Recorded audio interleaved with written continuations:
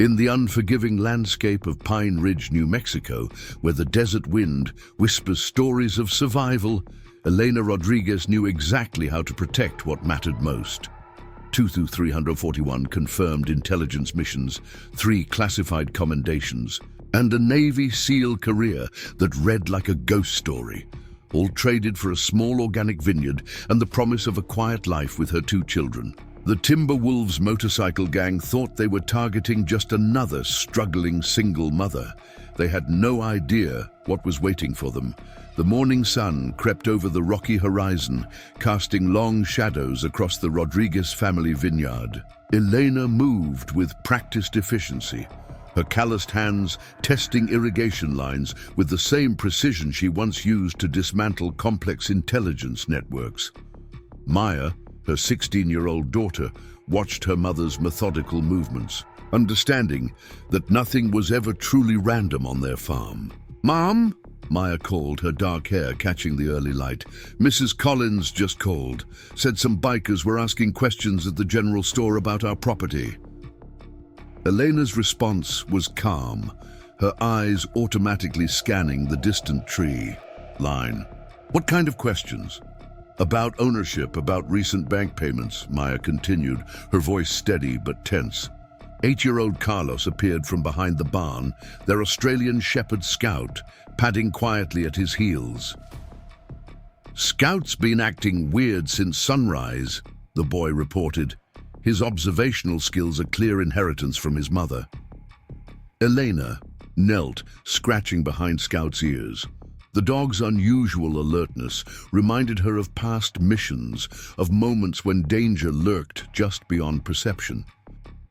"Help your sister with morning chores, buddy. I need to head into town."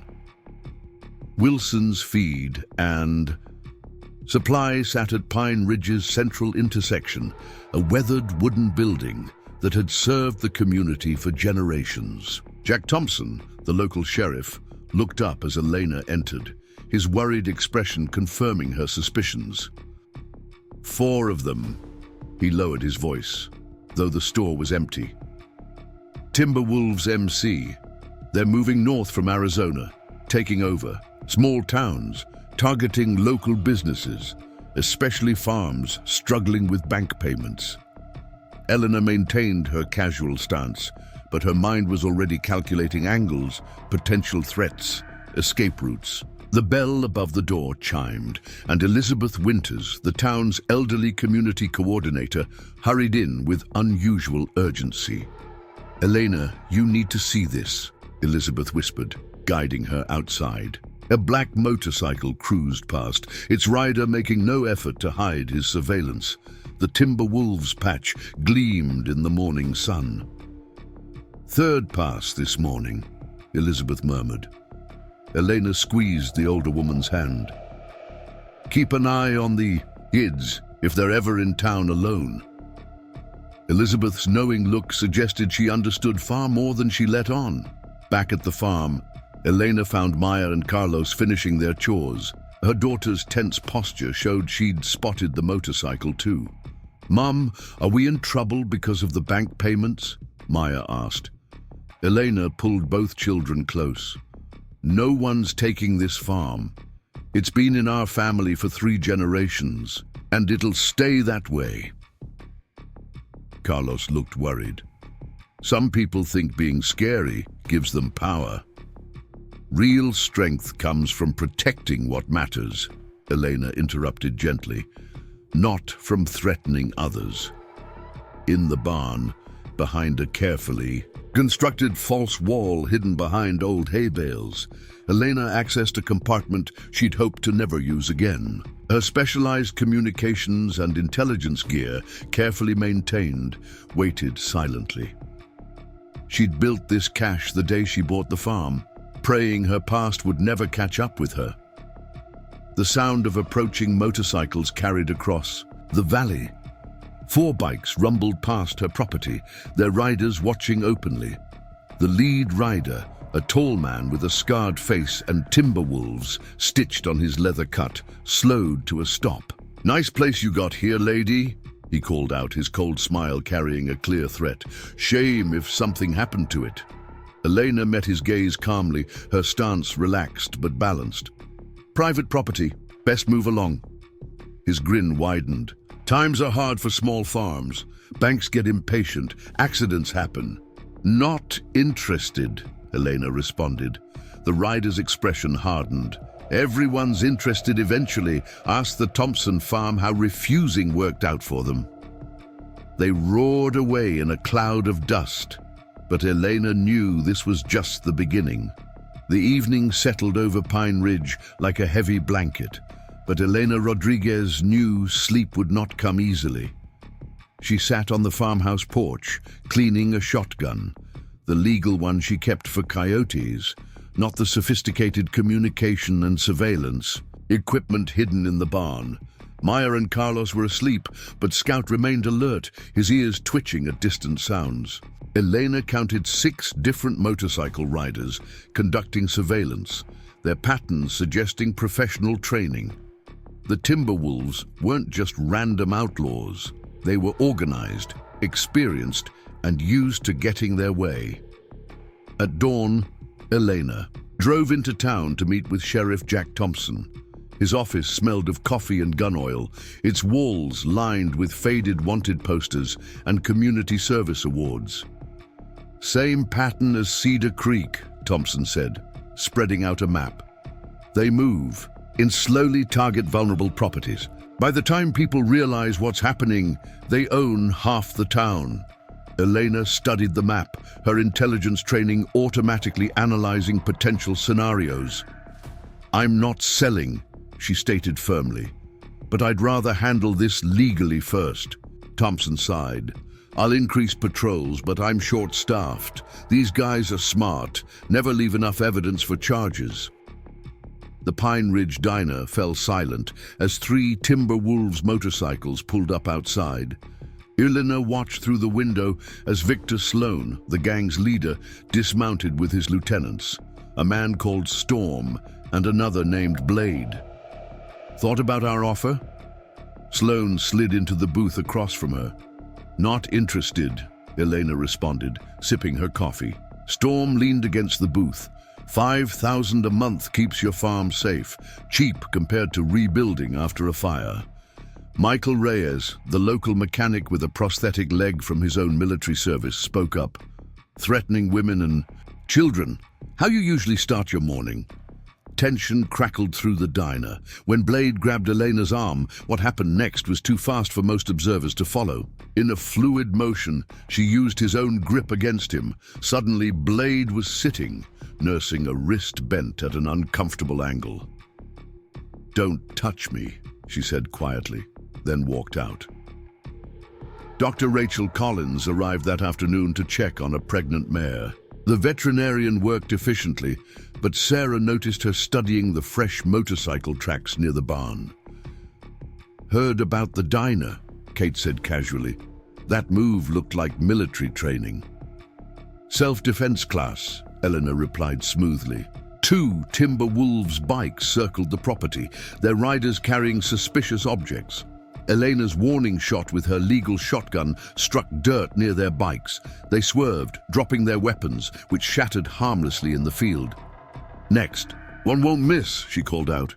That evening, Elena found Maya practicing with her softball bat behind the barn, her swings carrying focused anger.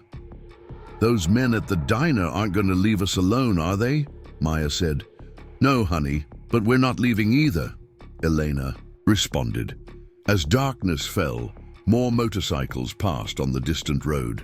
Elena counted their numbers, calculating their tactical approach. The Timberwolves were conducting surveillance with military precision. They weren't just random thugs, they were organized and experienced. Sheriff Thompson called that night with additional intelligence. "Word is they're done negotiating. 30 bikes at least, coming up from their compound." Elena knew tomorrow would bring hard choices. Protecting what she loved might mean becoming what she'd left behind. Dawn broke over Pine Ridge with an eerie stillness that spoke of impending conflict. Scout's low growl warned Elena an hour before first light. The dog's ears focused on the eastern approach, where morning painted the sky in dark blues. Maya, Elena called softly, finding her daughter already dressed. Take Carlos to Dr. Collins. Use the back road like we practiced. Maya recited her instructions with military precision. Watch the tree line, count 5 seconds between movements, stay low, use cover. Carlos appeared with his backpack, Scout at his side.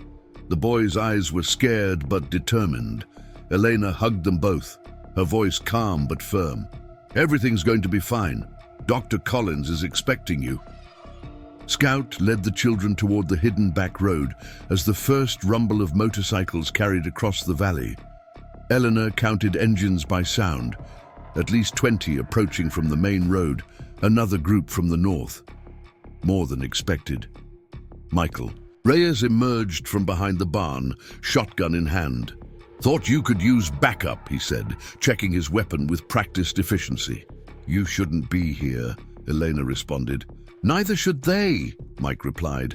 The first wave of timber wolves roared through the front gate, led by Storm and Blade. Elena noted their tactical approach, a standard military flanking pattern. These weren't just thugs on bikes.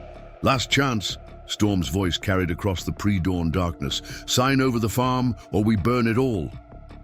Elena's response was a warning shot that kicked up dirt near their front tires. The bikes scattered, their riders taking covered positions with practiced coordination.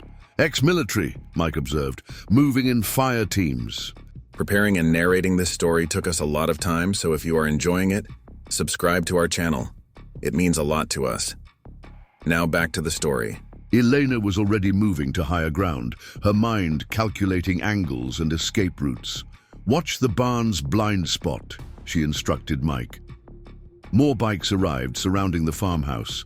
Victor Sloan appeared, directing his men with hand signals. Elena recognized from her own military training. Burn it all, he ordered. Molotov cocktails arced through the early light. Elena's shots struck 2 in midair, while Mike's blast caught another. But one got through, setting the edge of the vineyard ablaze. Fire team moving on your 3, Mike called out. Elena pivoted, catching 3 wolves trying to flank her position. Her shotgun's pump action dropped 2, while the 3rd scrambled. For cover. You've done this before, Mike commented between reloads. Blade led the next assault team, their approach showing clear military training. But Elena had spent years teaching soldiers like them. She used their own tactics against them, drawing them into prepared fields of fire. Sirens carried from town. Sheriff Thompson's deputies were responding, but Elena knew they'd never arrive in time. Time's running low, Mike reported, his shotgun running dry. An unexpected sound cut through the gunfire. Elizabeth Winter's ancient truck roaring up the back road. The elderly woman handled it like a rally driver, skidding to a stop behind the barn. Need a ride? She called cheerfully. Brought something that might help. She pulled out a carefully maintained communication and intelligence case, the one Elena had hoped to never use again. Found it while cleaning last spring, Elizabeth explained. Figured today might be the day. Elena retrieved her specialized gear. The familiar weight settled into her hands, decades of training taking over. Get clear, she told Mike and Elizabeth. Through her advanced scope, she picked out Victor Sloan's position, coordinating his men with military hand signals. Her first shot disabled Sloan's bike, the precise round striking the engine block. The second shot took out their communications equipment. She's Special Forces, Wolf's panicked voice carried across the farm. 30 seconds to clear my property, Elena's voice cut through the chaos. Anyone still here after that becomes a target. The Timberwolves broke formation, scrambling for their bikes. Even Sloan recognized the shift in power, pushing his disabled motorcycle manually. This isn't over, he shouted, but fear had replaced his usual confidence. Elena's final shot struck the ground at his feet, a clear message about what she could have hit instead. As the wolves retreated in chaos, Elena embraced Maya and Carlos, who emerged from their hiding spot with Scout bounding ahead. The Pine Ridge diner buzzed with barely contained excitement as Elena assessed the damage. Reports. 3 local farms had been hit in the last hour, all families who'd come to help defend her property. The timber wolves were sending a message: stand together, fall together. Thompson Place got hit worst, Sheriff Jack Thompson reported grimly. Barnes' equipment destroyed, but Bill's still standing with us. Michael Reyes studied the emerging pattern. They're changing tactics. These weren't just intimidation hits, this was strategic targeting. Elena spread a map across their table, marking attack patterns. The wolves weren't being vengeful. They were systematically isolating key properties, cutting supply lines between allied farms. Dr. Rachel Collins slipped into the booth, laying down a thick folder. You need to see this. Hospital records from 3 counties revealed a deeper story. The timber wolves weren't just taking farms, they were building something larger. They're turning local businesses into distribution points, Rachel explained.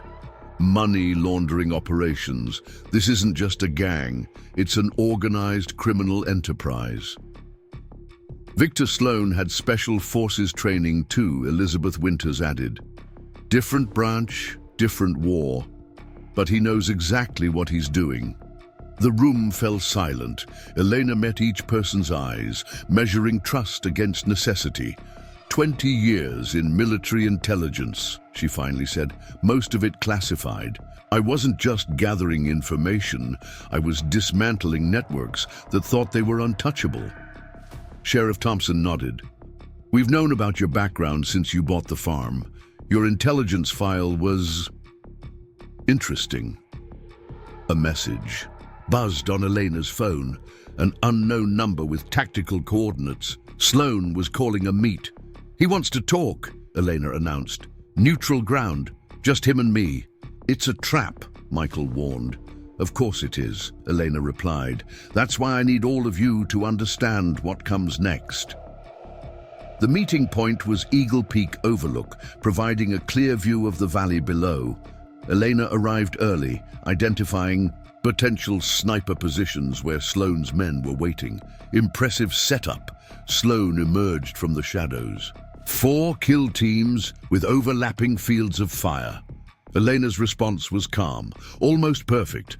4th team on the ridge gives it away. Sloppy positioning. Sloan's scarred face showed genuine respect. We're not so different, you and I. I protect territories. You dismantled networks. Big difference, Elena countered. I protected people. You prey on them. He moved with deadly grace. Join us. Your skills could help us own the entire region. Not interested. Then watch everything you've built burn. Sloan's smile turned cruel. Every farm that helped you, every business that supported you, gone. Elena was moving before he finished speaking. Special forces against special forces, decades of intelligence training unleashed. They fought with lethal precision, each recognizing the other's professional skill. Your teams can't get an angle, Elena said between strikes. Ridge teams positioned wrong. Amateur mistake. Sloan's confidence wavered. How did you... Because I chose those positions. Elena's counterattack drove him back. Your men have been in my crosshairs for 10 minutes. They just don't know it yet. On cue, Michael's veteran network emerged from hidden positions. Martha's truck appeared with more townspeople arriving, armed and ready. See that, Eleanor explained. Strength comes from community, not fear. Sloan's radio crackled. His planned attacks on Pine Ridge had met unexpected resistance. Dr. Collins' medical network had spread warnings. Sheriff Thompson's deputies chose loyalty over intimidation. This isn't over, Sloan spat blood. Actually, Elena's stance shifted. It is. You just don't know it yet. Sunset painted Pine Ridge's main street in deep crimson hues as Elena counted approaching motorcycles. The Timberwolves weren't just launching an attack. This was a full-scale invasion, 36 bikes at least with more coming. "They're splitting into teams," Michael reported through their makeshift radio network. "Military formation, just like you predicted." Maya's voice crackled over the communication system. "Mom, I've got the younger kids in the basement. Danny spotted 2 wolves trying to check the back entrance." "Good work," Elena responded, her voice calm and authoritative. "Remember what I taught you about multiple exit routes." Dr. Rachel Collins arrived at Elena's position, medical bag ready. The intelligence behind the Timberwolves ran deeper than anyone initially suspected. "Victor Sloan isn't just a gang leader," Rachel explained. "Black Ops, wet work specialist, this is personal." The revelation hit like a tactical strike. Sloan was connected to an operation Elena had been involved with years ago, a classified mission in a remote region that officially never happened, a mission that had defined her entire intelligence career. Carlos's urgent whisper came through the radio. "Mom, they're not just attacking, they're looking for something specific." Elena's tactical mind processed the new information rapidly. They were searching for evidence, for documents that could expose something larger. Elizabeth Winters appeared like a ghost, carrying a thick folder. "Been collecting paper trails since they first arrived," she said. "Bank records, property transfers, political payoffs, everything you've been investigating." The first explosion rocked Wilson's feed store. Timber wolves charged through the smoke, expecting to find panicked civilians. Instead, they met organized resistance. Michael's veteran network had prepared defensive positions, turning the raiders' own tactical approach against them. "East team pinned down," Storm's voice carried across their intercepted communications. Elena's response cut through their radio frequency with surgical precision. "Remember how you were trained? These people know your plays because I taught them." The battle transformed into a complex dance of strategy and survival. Civilians demonstrated new strength, not through military tactics, but through unshakable community unity. Neighbors protected neighbors, turning every street into a potential defensive position. "They're adapting," Michael warned, switching to secondary protocols. Maya's youth observation teams proved crucial. Teenagers used their natural agility and local knowledge to create complex evacuation routes. Danny's early warning system of lookouts and signals disrupted the wolves' attempts to flank the town. Dr. Collins's medical network was ready, a trauma center set up in the community center basement. Elizabeth coordinated civilian support with precision that suggested decades of hidden operational experience. Victor Sloan's voice crackled through their communications. "You've trained them well, Rodriguez, making fighters out of farmers, but you've brought them into a war they can't win." Elena's counterattack began with coordinated movements, taking down Sloan's teams with surgical precision. "I didn't make them fighters," she responded. "I showed them they already were." The Timberwolves' military precision began to crack. Their tactical advantages meant nothing against an entire town, using their own strategies against them. "Fall back," Storm ordered. "Pattern Omega-3." Elena's laugh carried real amusement. "Amateur!" Michael sprung the trap. The wolves' escape routes suddenly became carefully planned defensive zones. Years of special operations experience translated into small-town defense, with Elena's training multiplying through every citizen who stood their ground. Carlos's observation skills proved invaluable. "They're not all leaving," he reported. "Some are hiding equipment, big cases like the ones in our barn." Elena's blood ran cold. Weapon cases, military grade. "You've got 1 hour, Rodriguez," Sloan's voice confirmed her fears. "Surrender the evidence, or I show you what a real tactical team can do." The sun set over Pine Ridge, but the real darkness was yet to come. Night fell over Pine Ridge like a tactical blanket, transforming the town into a fortress. Elena gathered. Her impromptu command team, Michael Reyes, Dr. Rachel Collins, Elizabeth Winters, and Sheriff Jack Thompson, in the back room of Wilson's feed store. They want us to think they're preparing for a siege, Elena explained, spreading tactical maps across the worn wooden table. But Victor Sloane's entire approach is a deception. Michael pointed to strategic locations. They've got military grade. Equipment staged here, here, and here. This isn't a gang attack. It's a full tactical assault. Exactly what he wants us to think, Elena countered, her intelligence training revealing layers of potential strategies. He's using standard military deception protocols. The real threat will come from an unexpected direction. Dr. Collins burst into their makeshift command center, clutching newly discovered hospital records. This goes deeper than territory, she reported. They're building something more than just a criminal enterprise. Elizabeth Winters studied the documents with a knowing smile that suggested decades of hidden intelligence experience. Just like Nicaragua, she muttered, create a parallel infrastructure using civilian cover. Maya's voice crackled over their secure communication channel. Danny spotted something strange. The wolves aren't just placing weapons, they're setting up communication relay stations. Smart observation, Michael confirmed.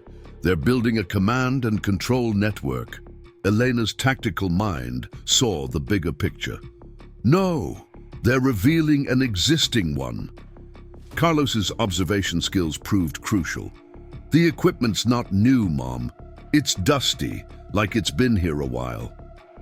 Victor Sloane's voice cut through. Their communications. Finally figuring it out, Rodriguez. Kandahar wasn't just a mission, it was a rehearsal. A rehearsal for proving that certain operatives were the only ones capable of maintaining order. The Timber Wolves weren't just a gang. They were building a sophisticated infrastructure designed to control entire communities. The first wave of attack came without warning. Precision shots disabled Pine Ridge's power grid. EMP devices killed. Communication networks. These were professional operators, executing with cold efficiency. They're not just trying to intimidate, Michael assessed. This is a surgical strike team designed to eliminate resistance. Elena moved through pre-planned evacuation routes, coordinating the town's defense.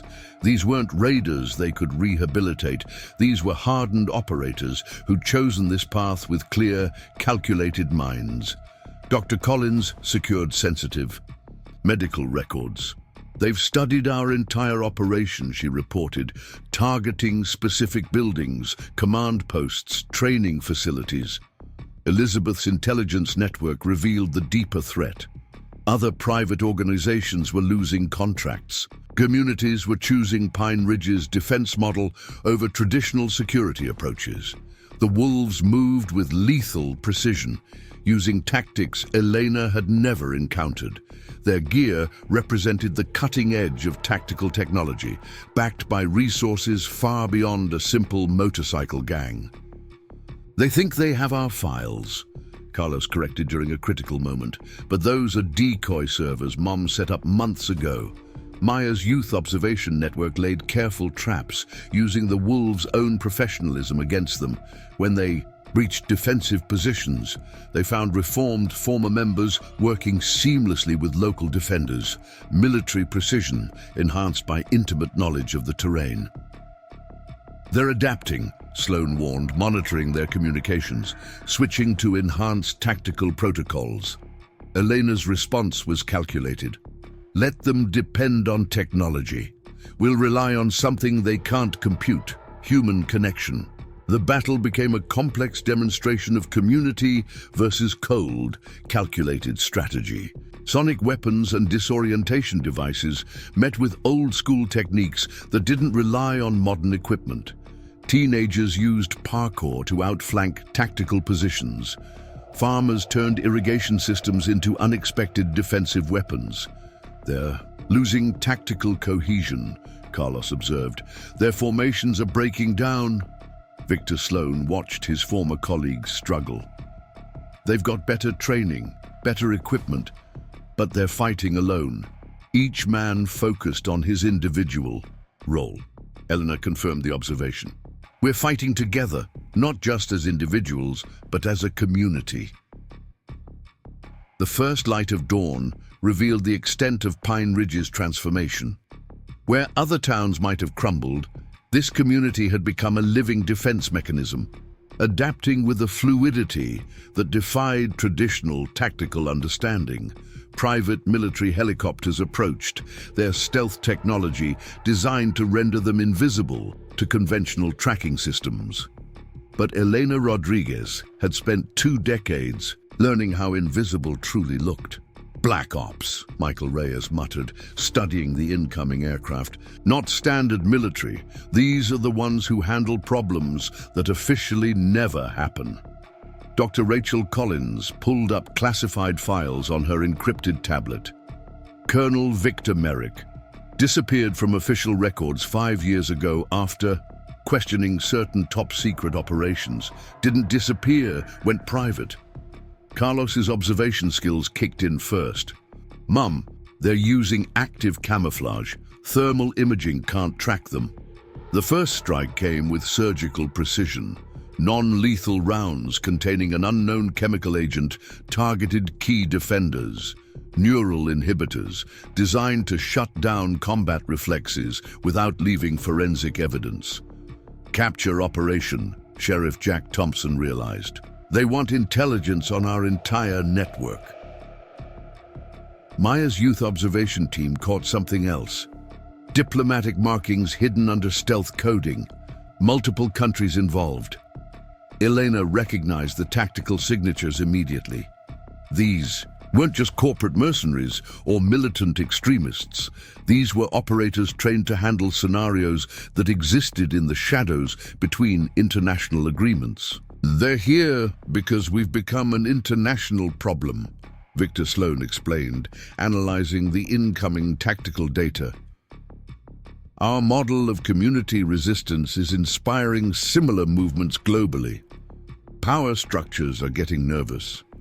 Elena activated a pre-planned protocol, a dead man's switch that would release encrypted files to international journalists, insurance against complete elimination.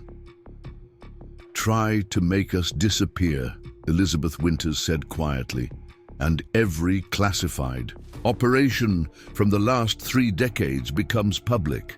The Black Ops team's advance faltered as encrypted documents began flooding global media networks. Diplomatic connections, illegal weapons transfers, covert destabilization programs, decades of hidden manipulations exposed in real time. Colonel Merrick's voice cut through their communications. Cold, professional. "Stand down, Rodriguez. Situation is compromised." But Elena had prepared for this exact scenario, not just with technological countermeasures, but with something far more powerful. A community that refused to be silenced. Local farmers became tactical observers. Teenagers used communication networks more effectively than military-grade systems. Every citizen became a potential intelligence asset, transforming Pine Ridge from a potential target into an adaptive, living defense mechanism. "They're switching to wet work protocols," Michael warned. "Complete elimination of targets, no witnesses." The team deployed an engineered biological agent designed to target specific genetic markers, not a traditional weapon, but something far more insidious, a way to make mass elimination look like a natural event. Elena faced a decision that would determine not just Pine Ridge's fate, but potentially set a precedent for community resistance worldwide. The morning light over Pine Ridge carried an unusual tension, a silence that spoke of imminent confrontation. International intelligence agencies had converged on the small New Mexico town, their sophisticated technology and covert operatives creating a web of surveillance that would have intimidated most communities. Elena Rodriguez stood at the town's makeshift command center, surrounded by her unlikely team of defenders. Michael Reyes studied satellite imagery showing the perimeter, British MI6 teams to the north, Russian FSB to the east, Chinese MSS operatives moving through the industrial district. "Senate hearing starts in an hour," Sheriff Jack Thompson reported grimly. "They're trying to declare us a terrorist organization. Got 3 generals and a CIA director ready to testify." Maya's communication. Network intercepted classified diplomatic cables. Mom, they're offering other countries special trade deals. Payment for helping shut us down. The operation was more than a simple territorial dispute. It was a coordinated attempt to suppress a model of community resistance that threatened established power structures. Dr. Rachel Collins arrived with additional intelligence. The biological agent they deployed isn't just a weapon.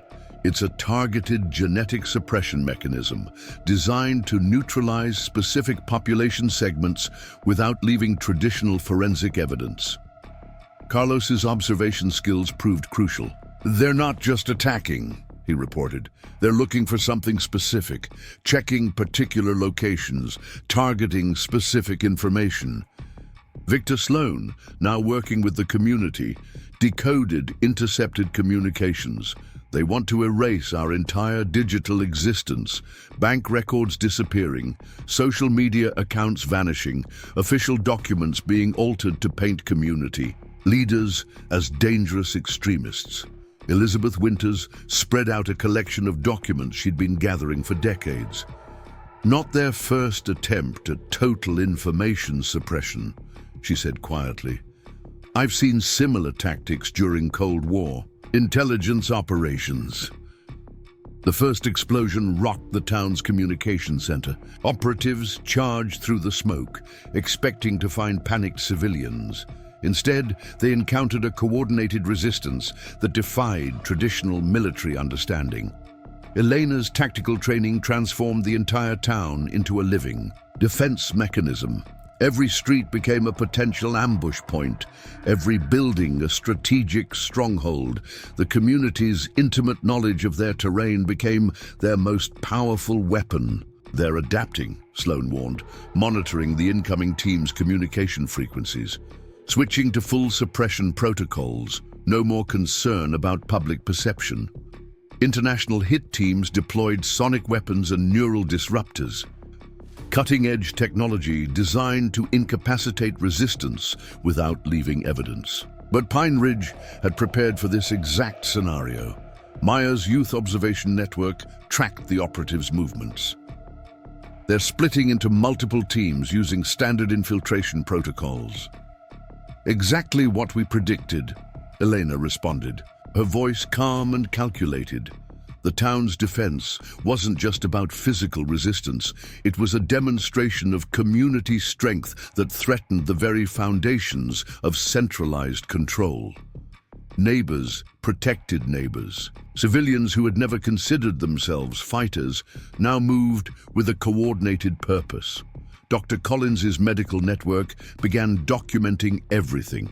Exposure of classified research, experiments on civilian populations, tests of control technologies, evidence that would fundamentally challenge existing power structures.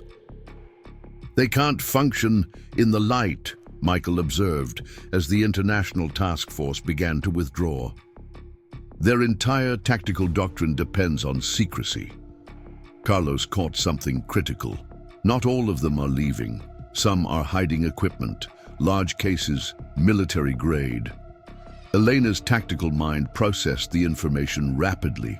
This wasn't a retreat, it was a repositioning. "They want us to think they're pulling back," she told her team, "but they're preparing for something bigger." The truth arrived through an encrypted email bouncing through 5 anonymous servers before reaching Elizabeth Winters' secure terminal. Financial records, board meeting minutes, and shareholder reports that would change everything they thought they knew about their enemies. "This goes deeper than military control," Elizabeth explained, spreading documents across their makeshift command center. 12 private military companies, 4 reconstruction firms, 2 disaster response corporations, all owned by the same holding company. Elena studied the complex web of shell corporations and offshore accounts. Victor Sloan analyzed market data. His years of tactical training now turned toward financial intelligence. They've been manufacturing conflicts, Sloan confirmed, creating instability to profit from reconstruction. My father's ideology was just their cover story. Carlos burst in from his observation post, his young eyes bright with discovered intelligence. Large stock transfers happening right now. Major shareholders dumping military company stocks, buying into reconstruction firms. Michael Reyes recognized the pattern immediately. They wanted us to fight back. Every defensive success creates more opportunities for profit. Dr. Rachel Collins arrived with medical insurance records that revealed an even more insidious strategy. Their real testing grounds are small towns worldwide. Create conflict, sell security solutions, then profit from rebuilding damaged communities. Maya's communication network intercepted corporate communications in real time. An emergency board meeting at the primary holding company showed executives in full panic mode, trying to contain the information leak. The corporate empire's response was swift and sophisticated. Wall Street analysts began praising the holding. Company's business acumen, creating problems, selling solutions, then profiting from reconstruction. A perfect cycle of manufactured need and corporate response. They're adapting their entire business model, Sloan observed. Shifting from conflict creation to community integration, still seeking profit just through different means. Sheriff Jack Thompson studied the emerging intelligence. They'll try to turn our resistance into a commodity, sell people the illusion of independence while maintaining profitable control. The consortium's new strategy emerged through leaked documents. They would use Pine Ridge's success to sell community-based security solutions, corporate packages promising local empowerment, while maintaining subtle corporate control. Elena faced a decision that went beyond tactical response. The consortium wasn't trying to destroy their movement anymore. They wanted to purchase and package it. Corporate lawyers arrived with contracts promising local control, while quietly transferring power to distant boardrooms, a sophisticated attempt to transform genuine independence into managed opposition. They're trying to buy what they couldn't beat, Elena told the gathered community. Turn our strength into their next market opportunity. The final offer arrived with all the trappings of corporate legitimacy, board positions, stock options, consulting contracts. Everything needed to transform genuine resistance into a controlled product. But Elena Rodriguez hadn't spent years building community strength just to sell it to the highest bidder. James Whitehall, the consortium's CEO, arrived in a private jet that cost more than most local farms would earn in a decade. Wearing an expertly tailored suit, he surveyed Pine Ridge with calculating eyes. Quite the operation you've built, he observed. Genuine community defense, pure grassroots organization. Do you know how valuable that brand could be? Elena met him with the same tactical precision she'd used in her intelligence career. Our community isn't for sale. Everything's for sale, Whitehall smiled. The question is price. The town council meeting felt different from any Pine Ridge had experienced before. Corporate analysts filled the community center, measuring defensive capabilities, calculating how to transform hard-won knowledge into marketable products. James Whitehall moved through the town like a realtor assessing prime property. Think bigger than just this town, he told Elena. We could franchise your model globally, turn genuine resistance into a profitable enterprise while maintaining corporate control. Maya's communication network intercepted marketing plans, sleek brochures promising authentic community empowerment through branded training programs. The commercialization of genuine independence was already underway. Dr. Rachel Collins warned of corporate marketing teams conducting extensive research. They're already selling franchise licenses to other towns, she reported. Approved versions of our methods, carefully controlled to maintain corporate profit margins. Michael Reyes and other veterans faced recruitment offers from the consortium's new division. Corporate positions promising to spread Pine Ridge's success while quietly ensuring it remained within profitable bounds. The beauty is we're giving people exactly what they want, Whitehall explained during lunch at the local diner. The feeling of independence without the messy reality of actual autonomy. But Elena had seen through corporate strategies her entire intelligence career. Each corporate analyst, each marketing expert measuring their town's defensive capabilities missed the fundamental truth that made Pine Ridge work. Carlos's observation skills caught something profound. They're interviewing people about community, empowerment, he reported, but they're not listening to what really matters. The corporate lawyers arrived with contracts promising local control while establishing subtle corporate oversight. Golden handcuffs disguised as partnership opportunities. Think of your children's future, Whitehall urged. College funds, trust, accounts, generational wealth, all for simply sharing what you've already built. Elizabeth Winters, with decades of hidden intelligence experience, recognized the pattern immediately. They're trying to purchase something that can't be bought, she whispered to Elena. The moment of decision crystallized around a simple truth. Genuine independence can't be marketed or sold. It has to be earned through shared struggle and collective growth. Your offer is generous, Elena told Whitehall, as sunset painted the valley. But you're trying to purchase something that can't be bought. Whitehall's corporate mask cracked slightly. Don't be naive. You're turning down billions in potential revenue, the chance to influence global security markets. No, Elena corrected. We're preserving something more valuable. Genuine independence, the kind that can't be packaged or sold. The corporate jets departed, carrying rejected contracts and frustrated executives, but everyone in Pine Ridge understood this wasn't the end. The consortium would find other communities willing to trade independence for investment. They'll keep trying, Victor Sloan warned. Find ways to profit from resistance movements worldwide. Let them try, Elena replied. The truth that Whitehall and his investors couldn't grasp was simple. Genuine community power grows from shared struggle and collective effort. It can't be manufactured, marketed, or sold. 1 year after rejecting the corporate offer, Pine Ridge stood transformed, not into a corporate franchise, but something far more meaningful, a blueprint for genuine community independence. 1 year after rejecting the corporate buyout, Pine Ridge stood as a testament to genuine community transformation. Morning sunlight streamed through the windows of their new community center as Elena Rodriguez reviewed reports from towns across the country. 6 more corporate security firms had gone bankrupt this quarter. Their entire business model was collapsing as communities chose independence over packaged protection. Blackbridge's stock hit another record low, Victor Sloan reported, studying market intelligence. James Whitehall resigned under shareholder pressure.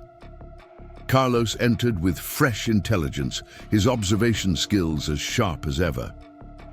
Those corporate training centers they built, communities are turning them into independent defense schools. They're teaching each other instead of buying programs.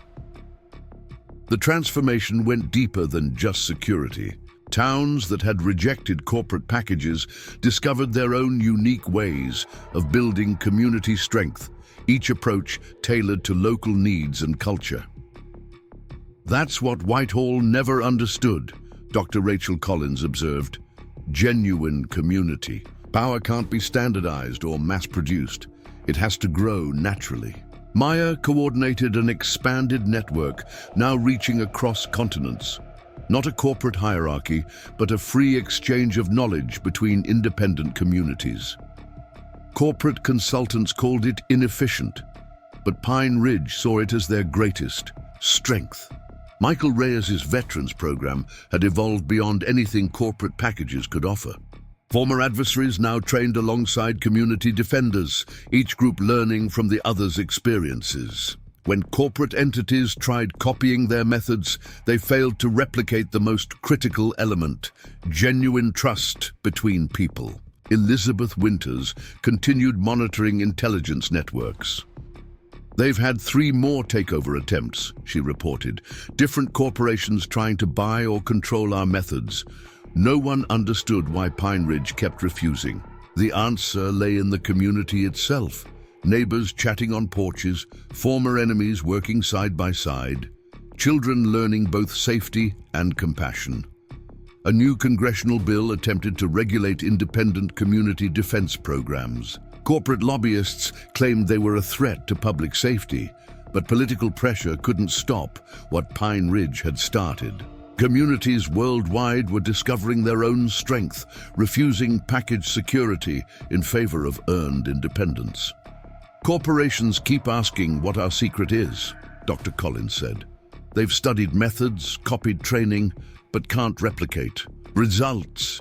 The real secret wasn't in tactics or techniques. It was in the connections forged through shared struggle, the trust built between former enemies, the strength that grows only through genuine community effort." Elena gathered her community for a critical decision.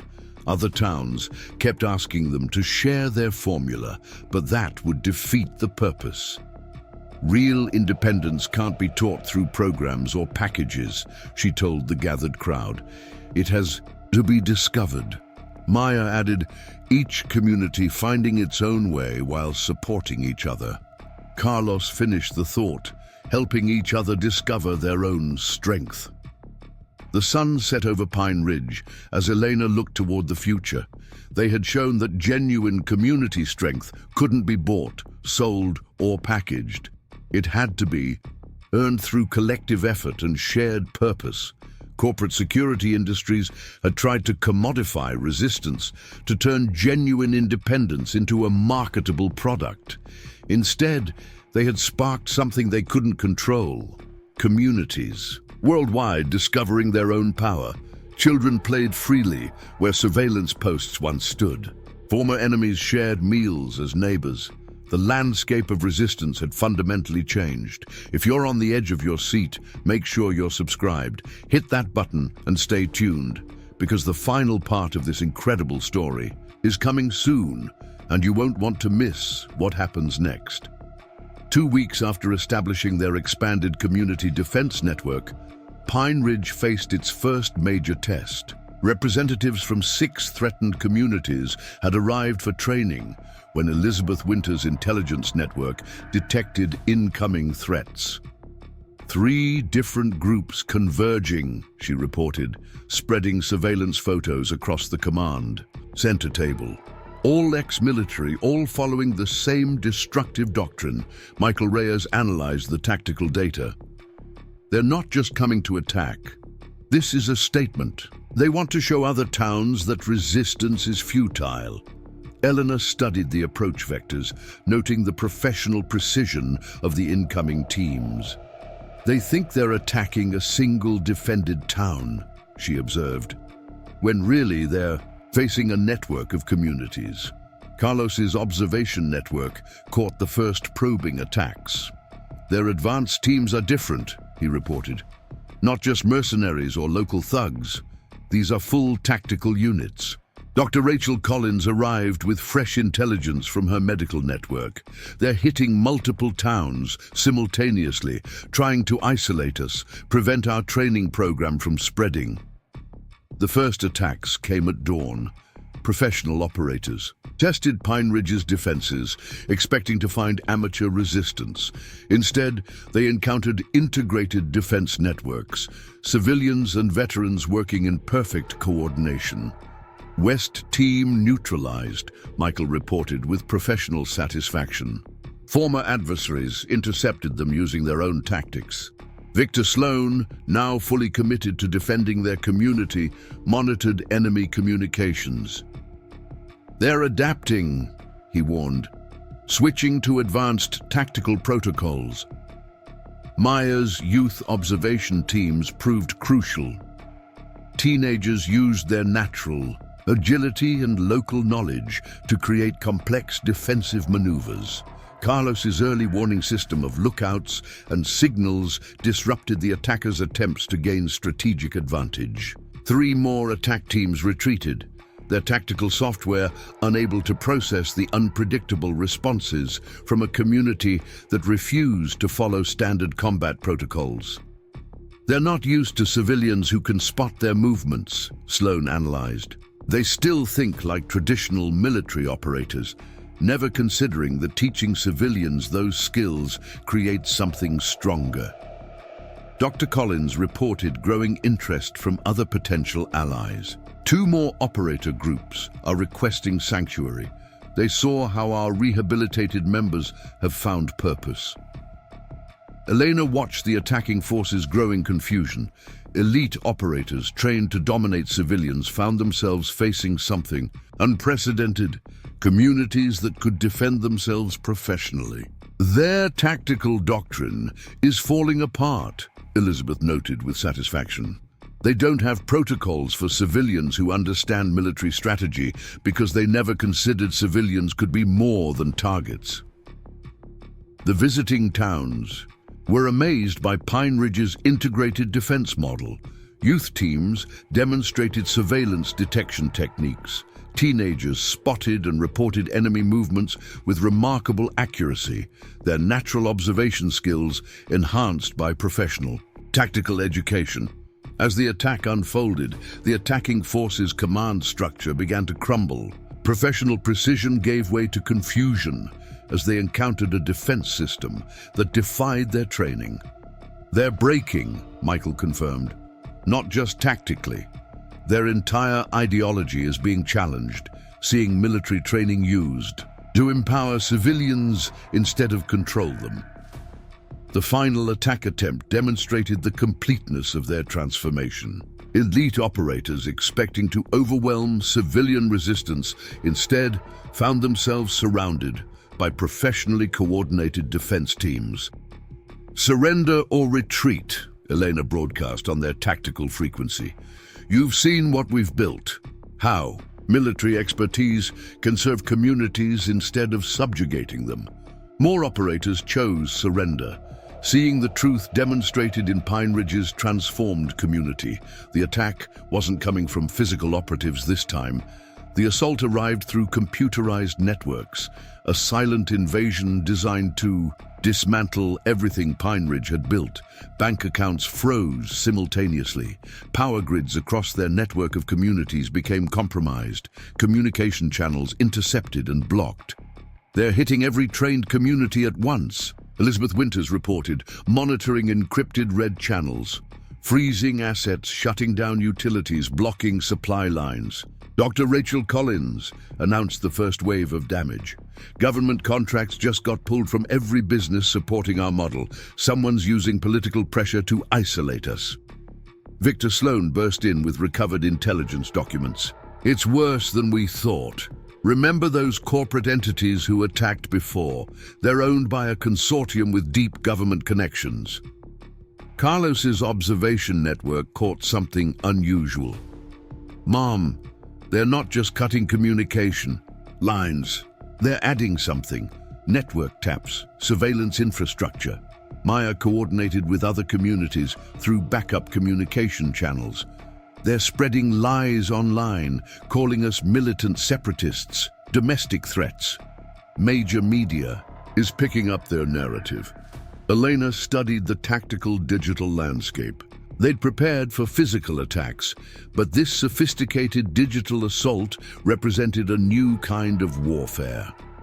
Her intelligence background recognized the multi-pronged approach, simultaneously attacking financial, communication, and public perception networks. Michael Reyes tracked the digital infiltration. They're gathering intelligence on everyone who's helped us, creating a comprehensive profile to discredit our entire network. Elizabeth activated a hidden protocol Elena had designed years ago. Suddenly, encrypted servers across the country began releasing documents, evidence of corporate corruption, illegal weapon sales, political bribes. Their own shareholders are panicking, Michael reported. Board members are resigning. The corporate assault faltered as their hidden activities became public. Private security teams escorting federal investigators arrived, expecting to find a militant organization. Instead, they discovered organized community service programs, veteran counseling centers, and youth education initiatives. Their entire narrative falls apart if they actually investigate, Sheriff Jack Thompson explained to bewildered federal agents. Local banks provided emergency funding. Neighboring towns shared resources. The very connections their enemies tried to destroy became lifelines. Carlos caught the next tactical shift. They're changing methods, psychological operations, using media to turn public opinion against us. But Maya's youth network had already launched a counter-campaign. Live streams showed reformed former adversaries working alongside civilians, veterans finding purpose, communities growing stronger together. The corporate mercenaries tried one final attack vector, targeting individual community leaders with personal destruction. Manufactured scandals, false criminal charges, character assassination attempts designed to break their trust. Instead of hiding, Pine Ridge faced these accusations openly. They shared their mistakes, demonstrated their growth, showing that true strength comes from confronting weakness, not denying it. Corporate leaders began pulling back. Their entire playbook had failed against a community that refused to play by traditional rules. Elena watched their enemies retreat, leaving behind sophisticated surveillance gear and frozen bank accounts. They'd brought every weapon in their digital arsenal to destroy these communities. Instead, they'd forced them to become something stronger, something that couldn't be defeated by attacking power grids or freezing financial assets. Black helicopters appeared over Pine Ridge without warning, moving with impossible stealth. No markings, no identification, just the distinctive shape of advanced military prototypes that officially didn't exist. Delta Force, Victor Sloan identified grimly, but not regular operators. Black Ops Division, the one sent to handle problems that can't officially exist. Elizabeth Winters pulled up classified files. Colonel Adrian Merrick, former CIA Black Ops commander, disappeared 5 years ago after questioning certain top-secret operations. Carlos's observation, network detected something unusual. They're using active camouflage. Thermal imaging can't track them. The first strike came with surgical precision. Non-lethal rounds containing an unknown chemical agent targeted key defenders. Neural inhibitors designed to disable combat reflexes without leaving forensic evidence. Dr. Rachel Collins analyzed the weapons rapidly. Military prototype, shuts down tactical responses, makes trained personnel unable to fight.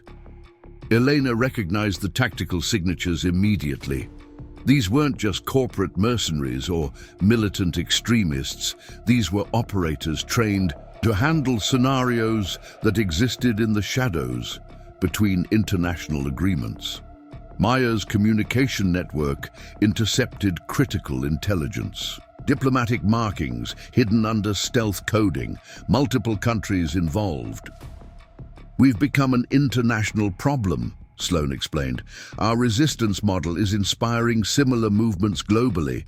Power structures are getting nervous. The Black Ops team deployed with impossible precision. Their movement patterns blended military training with cutting-edge technology, a perfect fusion of human skill and advanced tactical systems. Elena activated a pre-planned protocol, a dead man's switch that would release encrypted files to international journalists, insurance against complete elimination. Try to make us disappear, Elizabeth muttered, and every classified operation from the last 3 decades becomes public. The team's approach suggested a capture operation. They wanted comprehensive intelligence on Pine Ridge's entire resistance network. But Elena had prepared for something far more sophisticated than a simple extraction. Colonel Merrick's voice cut through their communications. Cold, professional.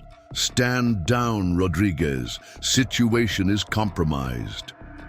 But Elena had learned through years of intelligence work that true resistance wasn't about winning a single confrontation.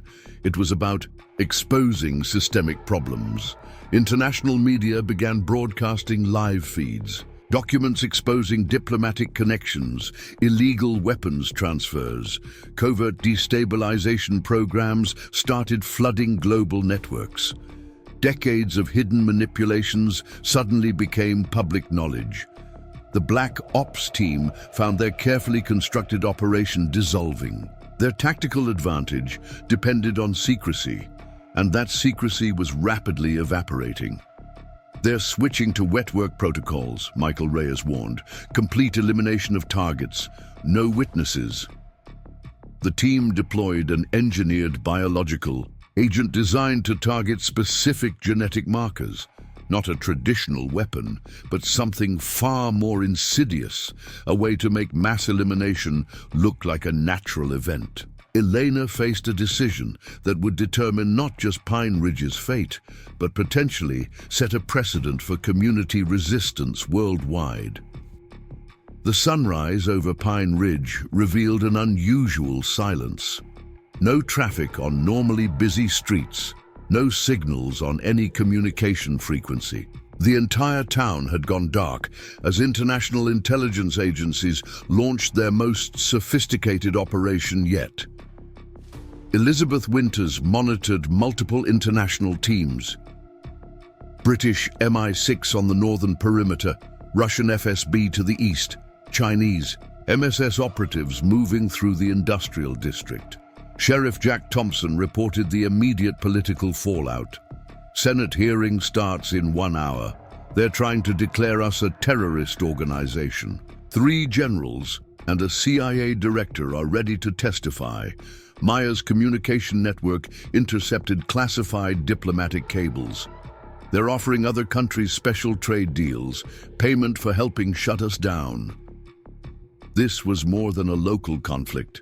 It was a coordinated attempt to suppress a model of community resistance that threatened established global power structures. Dr. Rachel Collins arrived with alarming intelligence. The biological weapon they've deployed isn't just a traditional weapon. It's a sophisticated genetic suppression mechanism designed to neutralize specific population segments without leaving traditional forensic evidence. Carlos's keen observation skills detected the first infiltration attempt. UN peacekeepers at the checkpoints, but their gear is wrong. These are private military contractors in stolen uniforms. The international task force moved with unprecedented coordination. Elite operators from a dozen agencies brought specialized tactics and technologies designed to neutralize resistance. Victor Sloan, now fully integrated with Pine Ridge's defense network, decoded intercepted communications. They want to completely erase our digital existence. Bank records will disappear. Social media accounts will vanish. Official documents will be altered to paint community leaders as dangerous extremists. An NSA whistleblower sent a critical message through Elizabeth's secure channel. Operation Clean Slate. Total information warfare. They're attempting to erase not just our digital footprint, but proof that our community defense model ever existed. Elena Rodriguez understood this was more than a tactical challenge. This was a fundamental assault on the idea that communities could organize and defend themselves against sophisticated external threats. Execute Protocol Sunset, she commanded. Hidden systems activated across Pine Ridge and its allied communities. Not weapons or traditional defenses, but something far more powerful. Live broadcasts showing international hit teams attacking American civilians. Classified documents exposing decades of government experimentation. Evidence that would shatter public trust in official institutions. The Senate hearing dissolved into chaos as evidence hit public networks. Generals found their classified programs exposed, Intelligence directors faced unprecedented questions about illegal operations. Dr. Collins' medical network began documenting everything. Decades of classified research, experiments on civilian populations, tests of control technologies, all suddenly brought into the light. Carlos caught something critical. Not all of them are leaving. Some are hiding equipment, large cases, military grade. They want us to think they're pulling back, Elena told her team, but they're repositioning for something bigger. Maya's youth observation network tracked the retreating forces. They're changing communication frequencies, setting up new coordination points. The international task force withdrew, but everyone in Pine Ridge understood this was just the beginning. They had exposed a global system of control, and the response would be swift and severe. They'll try something larger, Victor Sloan warned, something final. Elena's response was calm and calculated. Let them try. Every attack just proves our point, shows people everywhere that resistance is possible. The encrypted email arrived through a labyrinth of anonymous servers, landing in Elizabeth Winter's secure terminal like a digital time bomb. Financial records, board meeting minutes, and shareholder reports that would expose a network far more complex than anyone had imagined. This goes deeper than military control, Elizabeth explained, spreading documents across their makeshift command center. 12 private military companies, 4 reconstruction firms, 2 disaster response corporations, all owned by a single, intricate corporate web. Elena Rodriguez studied the complex network of shell corporations and offshore accounts. Victor Sloan, with his extensive background in intelligence, began analyzing market data with surgical precision. They've been manufacturing conflicts systematically, Sloan confirmed, creating instability to profit from reconstruction. What we thought was ideology is actually a carefully constructed business model. Carlos burst in, his young eyes bright. With discovered intelligence. Large stock transfers are happening right now. Major shareholders are dumping military company stocks and buying into reconstruction firms. Dr. Rachel Collins arrived with medical insurance records that revealed an even more insidious layer. Their real testing grounds are small towns worldwide, create conflict, sell security solutions, then profit from rebuilding damaged communities. Maya's communication network intercepted corporate communications in real time. An emergency board meeting showed executives in full panic mode, desperately trying to contain the information leak.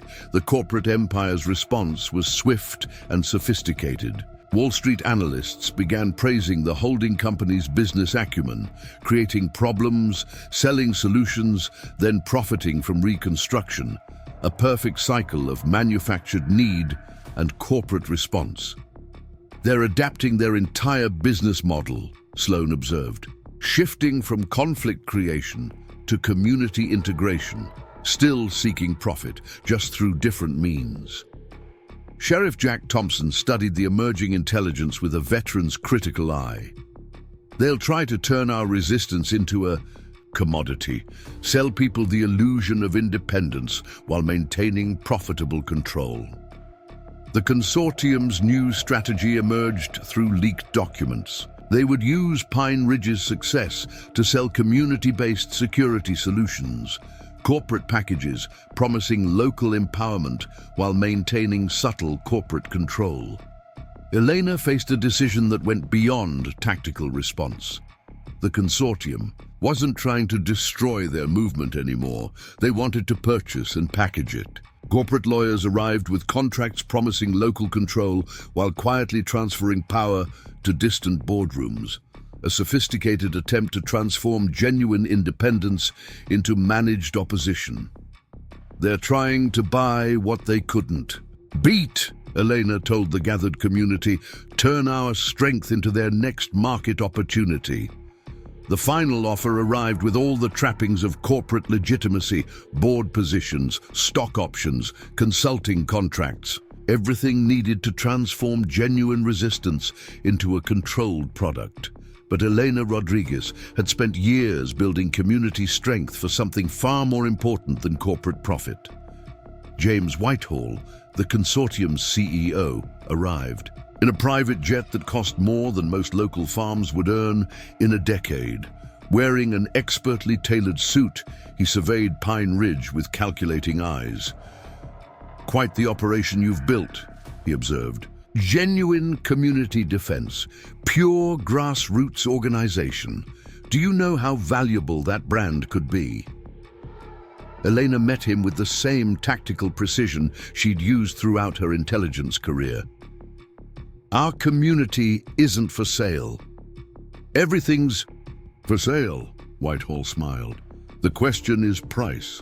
If you're on the edge of your seat, make sure you're subscribed. Hit that button and stay tuned, because the next part of this incredible story is coming soon, and you won't want to miss what happens next." 1 year after rejecting the corporate buyout, Pine Ridge stood transformed. The community had become more than just a defended town. It was a blueprint for genuine independence. Elena Rodriguez reviewed reports from towns across the country. 6 more corporate security firms had collapsed this quarter, their business models dismantled by communities, choosing self-determination over packaged protection.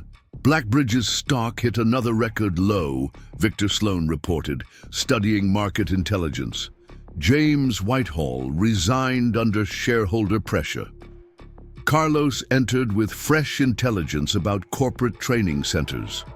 Communities were repurposing these facilities into independent defense schools, teaching each other instead of buying pre-packaged programs.